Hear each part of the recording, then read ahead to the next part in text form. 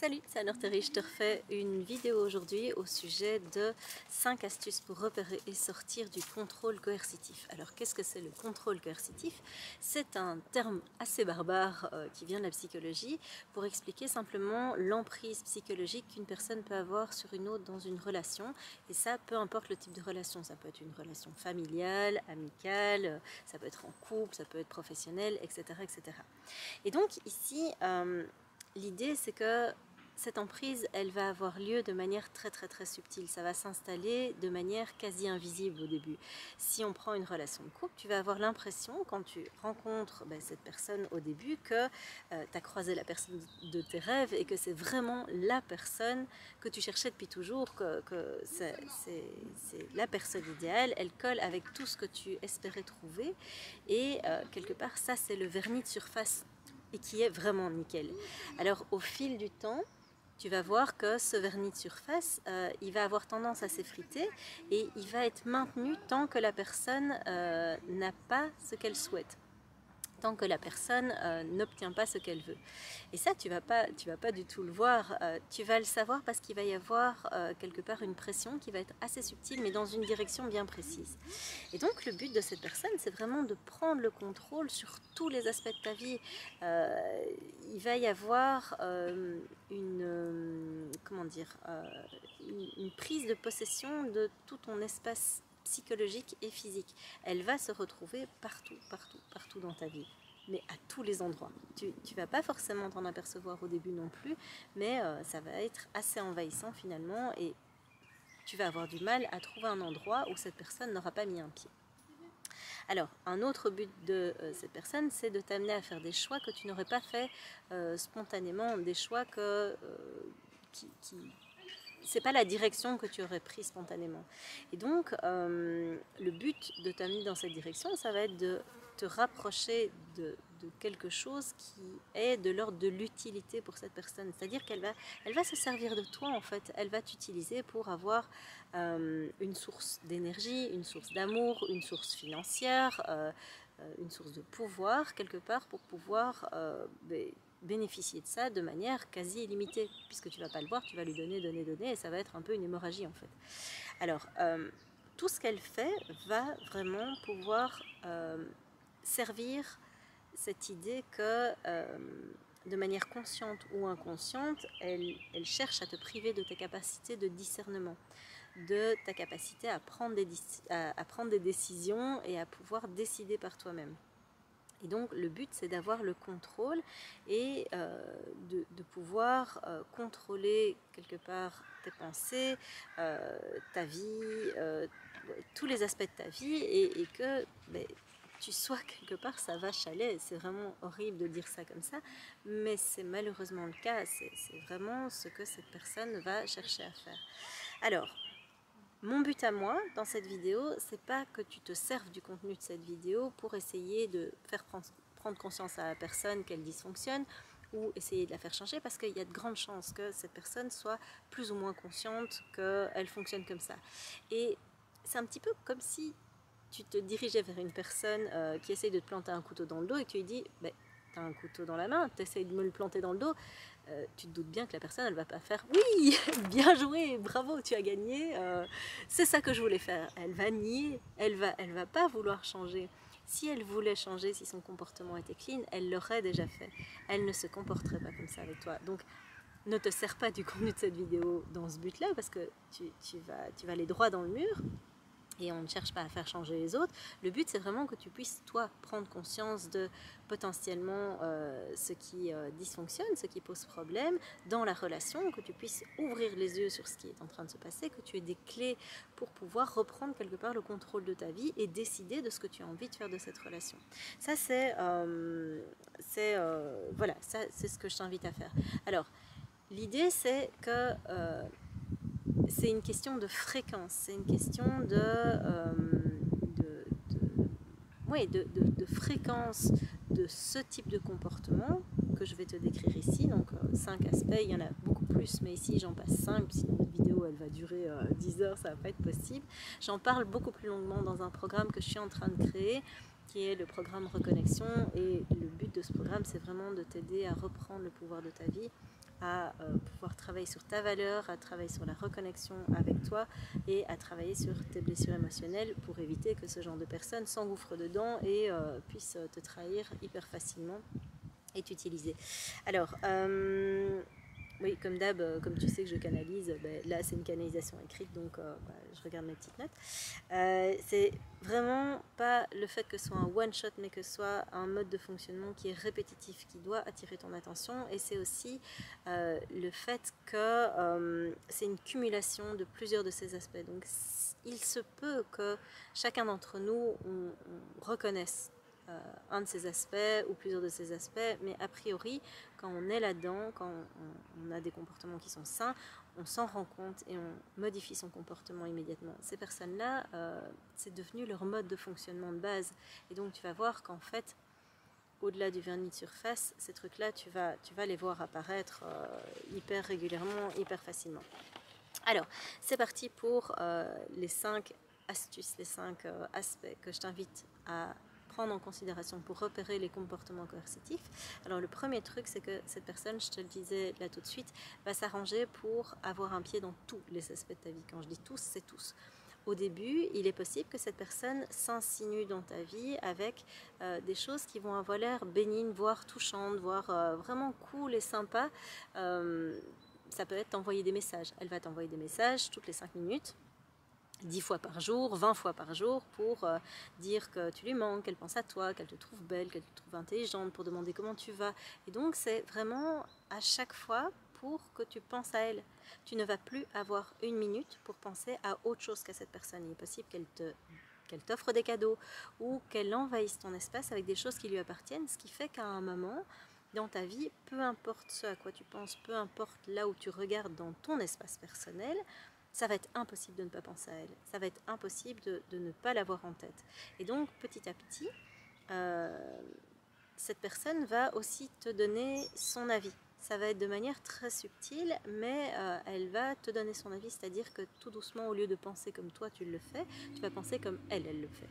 Et donc, progressivement, ton chemin mental, ça va être, ok, comment est-ce que cette personne penserait? Mais là, tu es en train de t'éloigner de toi quand tu fais ça. Et donc ça, c'est déjà hyper important que tu puisses en prendre conscience. Alors, je regarde ici. Ouais. Alors, le deuxième truc, ça va être qu'elle va faire du love bombing, c'est-à-dire qu'elle va te bombarder d'amour en permanence. Quand on fait ça, il y a des hormones qui sont sécrétées naturellement par le corps, qui sont des endorphines, qui sont de la dopamine. Et les endorphines, c'est un équivalent naturel de la morphine.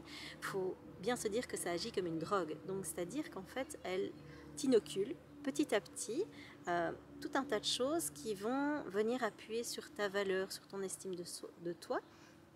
Et donc, elle va te dire, t'es géniale, t'es merveilleuse, t'es fantastique, t'es tellement impressionnant. Et tu vas voir que quand cette personne va faire ça, elle va généralement se sous-positionner. C'est-à-dire que toi, elle va te mettre sur un piédestal, et puis elle va dire, oh, j'aimerais être comme toi, franchement, je me sens pas à la hauteur, t'es sûre, je dérange pas, t'es sûre. Et donc, le t'es sûre, je dérange pas, lui permet de mettre un pied dans ta vie aussi. Oh, j'adorerais passer plus de temps avec toi, mais je veux pas m'imposer, je veux pas être envahissante. En fait, elle n'a rien à branler d'être envahissante, elle est juste en train de te faire une fausse proposition de non-dérangement. Elle est juste en train de valider le fait qu'elle envahit ta vie, mais sous le couvert de je veux pas te déranger, je suis vraiment désolée. Mais en fait, ça c'est vraiment c'est du vernis en fait, c'est faux.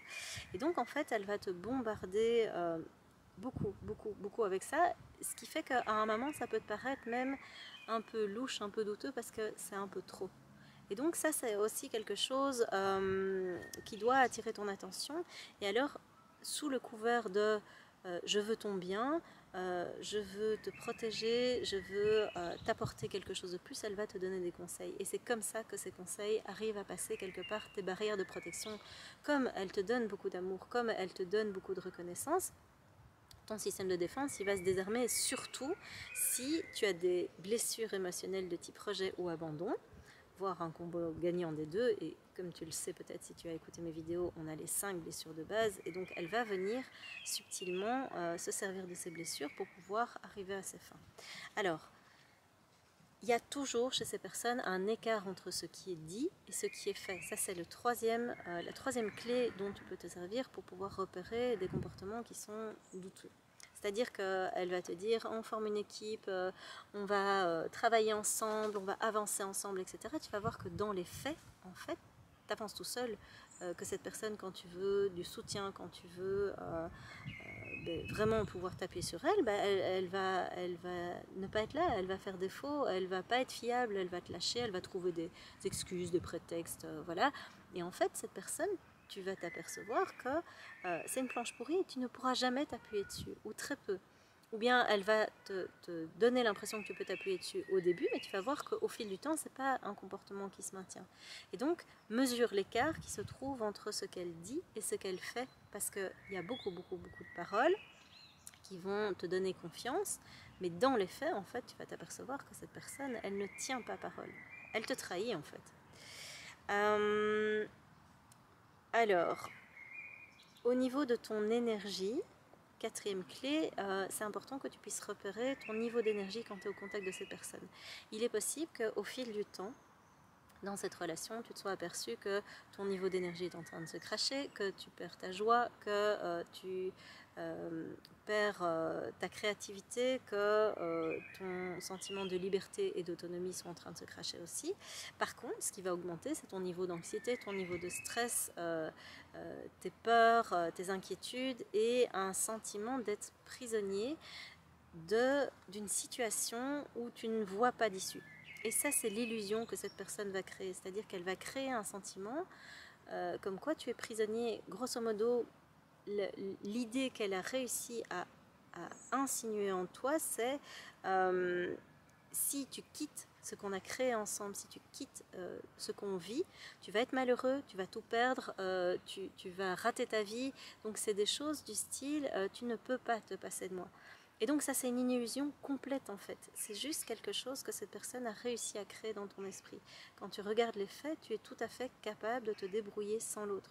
C'est juste que tu as pris l'habitude de fonctionner avec cette autre personne dans ta vie et que tu crains peut-être de retrouver une autonomie parce que tu ne sais pas où ça va te mener. Mais tu es tout à fait capable. Peut-être que tu vas y perdre des plumes, peut-être que matériellement tu vas y perdre. Mais qu'est-ce qui vaut mieux ?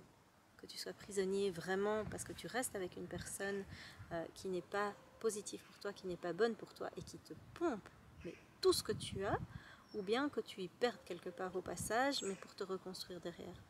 Et en fait, là où cette personne, ce sur quoi elle va jouer, c'est sur ta crainte, ta peur de l'inconnu. Et donc elle va appuyer là-dessus jusqu'à ce qu'à un moment, tu trouves en toi les ressources pour pouvoir te dire, en fait, peu importe l'inconnu, c'est tellement insupportable cette situation que je me casse et que je suis en mode survie. Moi, je t'en parle parce que j'ai été là-dedans. Et donc, je sais à quel point je suis restée 21 ans dans un couple où j'étais pas bien.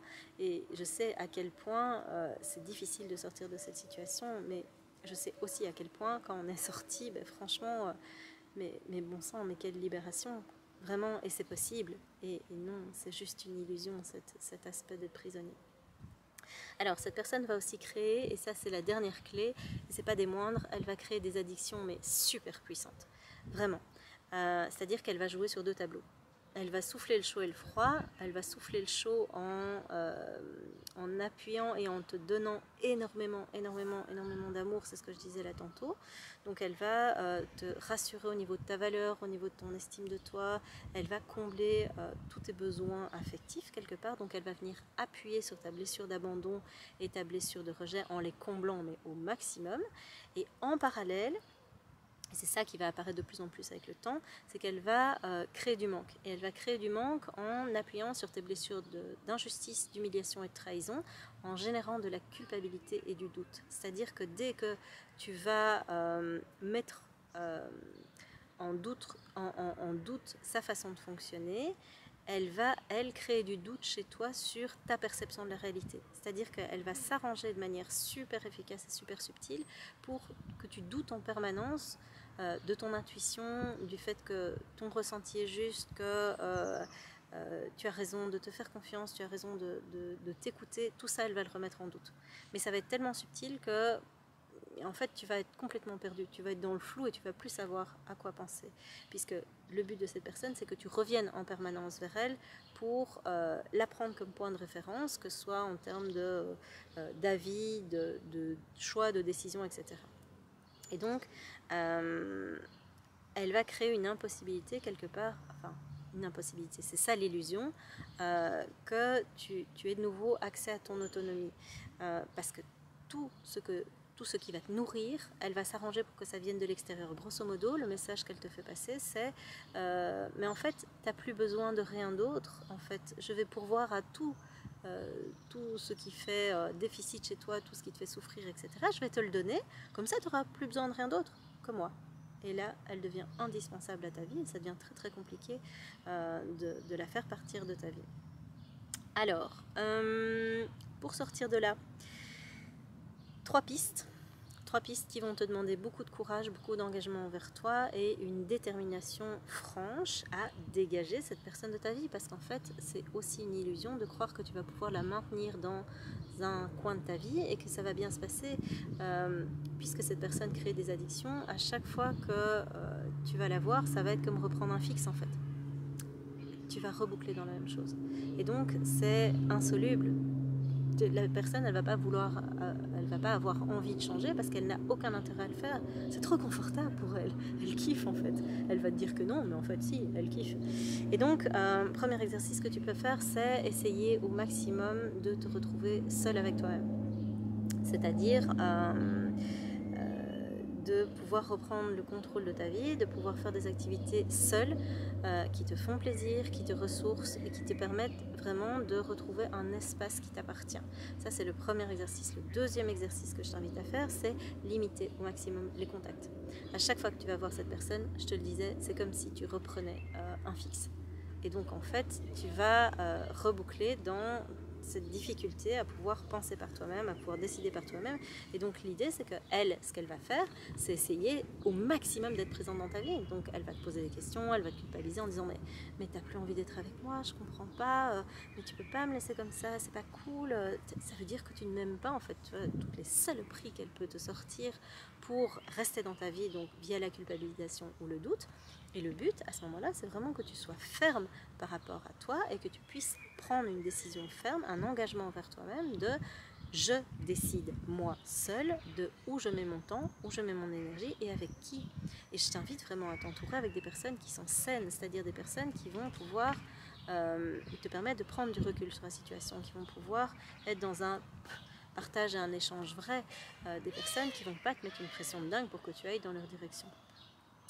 La troisième clé, c'est revenir à toi et te poser la question de quel est le cadre de référence que je veux avoir par rapport à mes relations. Qu'est-ce que j'ai envie de vivre? Qu'est-ce que j'ai envie de ressentir dans mes relations? Et de pouvoir vraiment, fais-le par écrit. Ça va t'aider vraiment de mettre par écrit, mais qu'est-ce que j'ai envie de vivre finalement dans ma vie? Mets tout ça par écrit. Et alors après, ça va être vraiment de t'engager envers toi-même. C'est-à-dire, si c'est ça que tu veux, qu'est-ce que tu vas mettre en place pour obtenir ça? Qu'est-ce que tu vas mettre en place pour t'offrir cette chance de vivre une vie comme tu le sens, d'avoir des relations qui sont saines, d'avoir des relations où tu mérites d'être vraiment aimé et pas où on te donne l'illusion d'être aimé pour obtenir quelque chose de toi. Et donc vraiment, c'est pouvoir être super au clair avec ce que tu veux. Parce que c'est ça que cette personne va venir essayer de déstabiliser. Au plus tu es au clair avec ça, au plus tu t'engages avec toi-même, au moins tu te trahis du coup, parce que là, ça va vraiment venir toucher la blessure de trahison. Au plus tu vas te laisser mener par le bout du nez par l'autre, au plus tu vas te trahir. Et donc, si tu veux arrêter de te trahir, c'est vraiment pouvoir t'engager envers toi-même et te dire, ok, qu'est-ce que je veux et qu'est-ce que je vais concrètement mettre en place pour m'offrir cette chance-là. Là-dessus, ben voilà, si tu te dis que tu es dans ce type de relation, dis-toi simplement que c'est possible d'en sortir. Si tu te dis que c'est compliqué de t'en sortir seul, sache que je suis en train de créer un programme, je t'en parlerai dans les prochaines semaines. Il y a clairement moyen de travailler sur ces blessures, il y a clairement moyen de s'en sortir. Non, ça ne prend pas 10 ans. Là, le programme que je fais, c'est un programme en 90 jours. C'est un programme intensif, c'est un programme qui va te demander un sacré engagement envers toi-même, mais c'est tout à fait jouable. Donc franchement, ne perds pas courage et arrête de croire que tu es sous l'emprise de quelqu'un. Tu es juste sous l'emprise de ton mental en fait.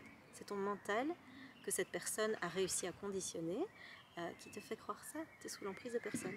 Tu as vraiment toutes les clés en main pour pouvoir vivre la vie que tu souhaites. Là-dessus, je te laisse et je te dis à très bientôt pour une nouvelle vidéo. Salut!